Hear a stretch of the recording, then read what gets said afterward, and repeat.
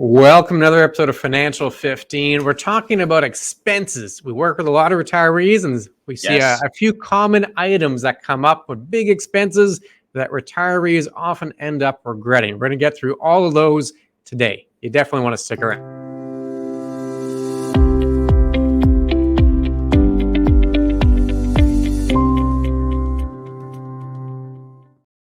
You did your whole life and working experience for it. You get to retirement. Now I want to spend.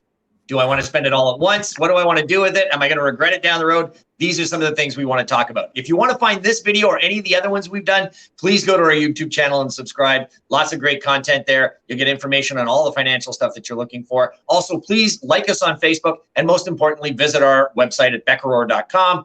Events, blogs, anything else that's going on with our YouTube scenario, as well as videos, you'll get great content there. But today we're dealing with expenses that retirees regret. Again, we're not saying these are bad expenses, but if you do them and, things don't work out, there's a rational reason behind it. So Clint, start us off. What are some of the expenses that retirees regret?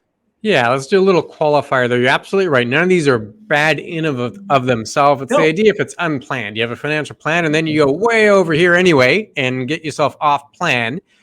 That's where it can be bad. Quick note, we work with a lot of retirees. Often if this is going to happen where there'll be a big expense that knocks you off plan, tends to happen in the early retirement. That initial excitement, permanent vacation mode, maybe you spend a little more than you think. Often that's when we see it. And we're just kind of going through three broad categories of where we see that spending occur when it comes off plan. Again, in and of themselves, they're not bad, but if it's not part of the plan, it can knock your plan off track. One of them, Kevin, is maybe right intentions, but you're helping out the next generation or the two generations after that, the kids, the grandkids, the great-grandkids, and too many big purchases for the family. And before you know it, you plan a little off track. Yeah, I mean, that's exactly it. You sit there and you've spent your life while working. Maybe you're doing things outside that, you're paying for this or you're buying that to deal with the family scenario, but now you're retired. Now you still have that desire to do something. And what you're doing, you're buying things for your kids. You're buying things for your grandkids. You're buying the big toys that they want or something else that they've gone on. And this was not planned. I mean, you have your lifestyle plan for a certain scenario, but all of a sudden you're going above and beyond. You're helping out, but by the same token, if you're not checking what you're spending, this is going to be something that you may regret down the road. I mean, it's nice to help out and everything else along those lines. But again, pre-doing it, if you want to leave a legacy of some format, you may want to make sure that that's being planned ahead of time, because if not, all of a sudden you could look a year or two down the road and realize that, well, hold on a second, I had a whole bunch more money. Where'd it go now? So big purchases for your family, nice, great idea, but make sure that you know what you're getting into before you start buying all these things just off that hop. It's got to be part of the financial plan. That's really the whole concept of this entire video. But for specifically on the expense front as it relates to family members, if the goal is generational wealth, the idea is I want my kids, my grandkids to get set up on a good foundation, good financial foundation, so they're going to be okay. That's kind of the concept of generational wealth, is you're getting the next generation set up on good financial ground. Well, buying them a new car is probably not going to do that. I mean, that's just a depreciating asset. The car is not going to be worth a whole lot in a few years. Same thing with toys and trips and outings. They can be fun, make memories, but they won't really help out in a financial point of view. If the goal is generational wealth, getting them set up on good financial foundation, you want to focus on the building blocks, which really would be education, helping them go to school to improve their education so they can get a better job, earn more money, helping them get a home, like you help with the down payment for a house. So now they have an asset. In Canada, houses tend to go up over time. So you'd have an appreciating asset. And then a concept we touched on with another video with Adam Buss is you could help them with life insurance. Lots of ways you could do that, but the concept of helping with those financial building blocks to create that generational wealth. So less about toys and cars, more about education, the house, and life insurance. Would you agree with that concept? Yeah, I think that's exactly the perfect way to look at it. I mean, you really, if you want to do something along those lines, it's always fun to throw the money out at the door and say, here, we want to do all this and create those lasting memories, which are great. But how are those lasting memories going to support you if you can't afford to do it down the road? You're right. Go to the building blocks, the education, the home, the life insurance, covers all of what you're going to be needing. And it helps them down the road as opposed to just a one-time thing. It's more lifetime oriented. Yeah, and we got to get to the second big area here where we often see folks get off track, off their plan. This covers a lot of ground, but property. I'm going to go through one example. I'm sure you got many others. Let's say the initial plan is to be a snowbird. You know what? I'll spend some time in Canada, summers are kind of nice, but the wintertime, I'm getting out here. I'm going down south. And then, you're going down south, maybe in Florida, Arizona, Texas, wherever you decide to go, and you decide, you know what? I'm going to buy a property down here. That wasn't part of the plan, but now you buy a property. Suddenly you got U.S. taxes to consider, and you're a couple $100,000 into the property there, and that could completely change your plan and get you a little off track. So U.S. property is a big one that we see, and usually connected to snowbirds, right? The initial plan might just be to go for a little while, and before you know it, now they're considering buying property, and that's a whole other avenue that can take you right off your financial plan.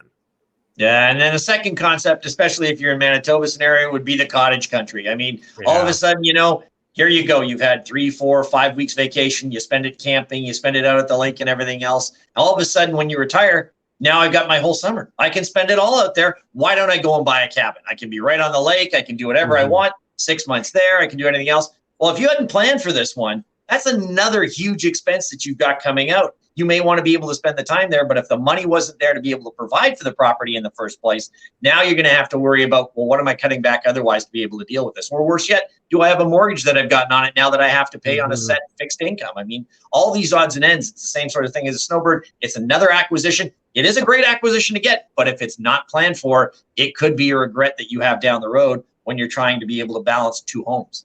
Yeah, and related to this, again, property, a very big category, but related to that might be downsize. And often part of a financial plan is eventually you're going to downsize, right? You might not need the 4-bedroom house forever. Eventually you downsize, you get something smaller, whatever the case may be. But then you don't actually downsize. You hang on for as long as humanly possible, and that could throw your plan off. Maybe your plan was counting on eventually selling that house, getting some of that proceeds and using those proceeds to fund your retirement. But then for whatever reason, you decide to stay in it longer. Again, that would fall into the property category if you decide to delay the downsizing. Just as a rule of thumb here for us, when we do financial plans, of course, we're going to customize it to the individual. Our default is usually not to count on the house to fund the retirement if we can. That way we don't run into this kind of problem. But property, lots falls under there. That's clearly an expense category where you could get yourself off the plan. Another, Kevin, and we're lumping a few things together here, but it has to do with big spending. Oh, yeah, exactly. I mean, all of a sudden you've worked all your life and you've got that, retirement vacation mode. Everything's there. I don't have to worry about it anymore. I'm not getting up and going to work. You know what? It's time for me to travel. That world tour comes around. And you know what? I've had my car for how many years? Let's go out and buy a brand new one because I've got a few bucks kicking around. I got a severance package or whatever else. All of a sudden you start living the lifestyle that you would hope to live if you've been frugal most of your life for it. And you think all of a sudden you can spend lavish and do anything else. Chances are that's going to come back to bite you down the road if you don't have a plan for all these expenses. So yeah, a nice trip now and then is good. But I know if you've traditionally done 2 weeks in Mexico and now all of a sudden you're going to spend a month down in Florida, you're going to take a trip to Europe every year. These could be costly and they may not be planned for your budget. And expenses could be a lot higher than what you think they are. So the big over expenditures after you've retired because you're now in vacation mode, those are something that you may not want to trigger off quick. And again, Clint mentioned it. Usually do these things at the beginning of retirement. Health is good. Insurance costs are low. Let's get it all over with. I won't have to worry about it then. Well, if you trigger some of those numbers too soon, you may have to worry about it down the road. Yeah. And again, the key here is the plan. If nothing wrong if you want to take a big trip or buy a new fancy car. Hey, if it's part of the plan and we've run the numbers and it makes sense, then go for it. Enjoy it. It's your money. But the idea here is this could be an area which we often see where people they have one plan, and then lo and behold, they kind of creep over this direction, end up spending more than they initially thought, which brings us to the tip, a couple of tips, one of which is to have a realistic budget. This is harder than it seems for some folks. Sometimes the lifestyle prior to retirement is the lifestyle you lead in retirement. Often that is the case. So your budget will be pretty much what you're spending before retirement with a couple of tweaks.